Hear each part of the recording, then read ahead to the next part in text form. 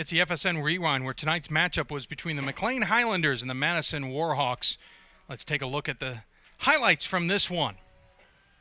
Started off, third play of the game, 78-yard pass completion from Powers to Sanford, and it couldn't have gotten any easier for him. It did not take long for the Warhawks to establish themselves in this ball game, and a field goal blocked by McLean kept it a 7-0 game. It was that kind of a night, and that was really the only way to keep Nick Dorka off the scoreboard because he was unbelievable. Burke drops back to pass here from McLean, and Sanford, who had the touchdown on offense, nearly gets a touchdown on defense, but sets up the very next play. Doing it on both sides of the ball, and then Jacob Hall right off right guard, and that was an easy scamper. He almost fumbled as he got to the goal line, but he did cross the plane, and McLean, Madison doubled its lead. Second quarter, and quick strike on the rollout. Powers hits Mancini for the touchdown, and just like that, it was 24-0. And how often do you see a 44-yard field goal in high school football? Well, we saw one tonight as Nick Dorka, who was firing touchback after touchback,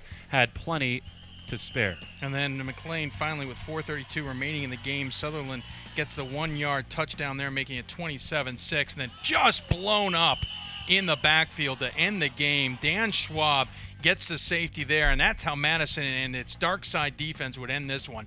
29-6 over McLean. Madison has won 3 straight. They're now 3-1 overall and 1-0 in Liberty District. McLean now has lost 2 straight. They are now 2-2 and 0-2 in the Liberty District. Again, the final 29-6. After the game, Will Fleming caught up with our winning coach and our CCI screen printing player of the game. Thanks so much, Dave. Here with Lenny Schultz and Ben Sanford, and first with you, Ben. Quite a start to the ball game, the third play. I know that you were probably wishing you could get that first one back, and it's not often that quickly they come right back to you and you break it for 78 yards. Yeah, I don't know. I just knew that I had to come back and make that next catch if I got a chance, and I just didn't want to get down on myself, and my teammates were telling me not to get down on myself, so that's what I did. I didn't get down on myself and made the next catch. You did it on both sides of the ball tonight. You really jumped that route, and a really big interception to kind of turn the game. Mm-hmm. Yeah, I don't know. I was just playing. We were basically playing zone, but I saw that my man was just coming straight to me, so I stuck with him, and I saw the quarterback through, and I just knew it was coming, and I just jumped the route and tried. I was trying to score, but I don't know. I just figured I'd get tackled down, not fumble. This is quite an offense to be a part of. You and House, weapons on the outside, and third and long multiple times tonight. You guys just aired it out. There's no down and distance too long. Yeah, I don't know. I mean, I guess you could say we got some speed, and definitely hands, and we just want to make big plays. We got a great quarterback, too. We can definitely sling it downfield, so that's what we're trying to do. And Coach Schultz, an impressive win here at home. You get off to the great start in the district. You've named the defense the dark side. I thought that they were aptly named tonight. Well, they named themselves the dark side, so I'll just go with it. If it makes them tick, we'll keep on going, let them play some football. So they're very enthusiastic and experienced bunch.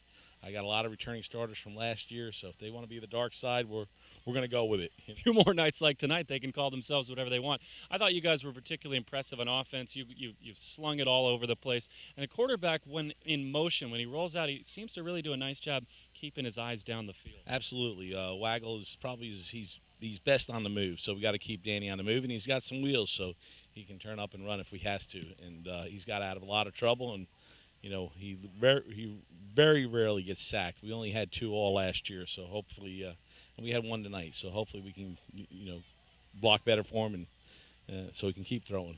What a weapon you've got in Dorka. I mean, he does it both as a place kicker. You don't see a lot of 44-yard field goals at the high school level, but as a punter, he really flipped the field. Yes, he did. Right down here, he was big at the end, nailing him inside the 1, and he scored there too if we can put him that close. So we know he's a good punter. We just got to keep him level-headed, and I'm going to give him an opportunity to make some long field goals. So he knows that, and that's how we're going to win. We're going to win with a good, solid defense, a good kicking game, and hopefully limit our offensive turnovers. We should be in pretty good shape going down the road. A comfortable win tonight for Madison. That's Lenny Schultz and Ben Sanford. We'll send it back up to Dave. Thank you, Will. Quick note, the McLean offense, only 6 points in the last 2 games. For news, highlights, and more, visit us at fairfaxsportsnetwork.com or order your DVD. Go to pressboxvideo.com. Watch our games on each Saturday and Monday. Saturdays at 4:30 and Mondays at 3:30 on Channel 10 on Cox, Comcast, and Verizon Fios cable providers. And be sure to like us on our Facebook page. Thanks for joining us on this edition of the FSN Rewind. Once again, thank you for joining us. and see you later from Vienna, Virginia.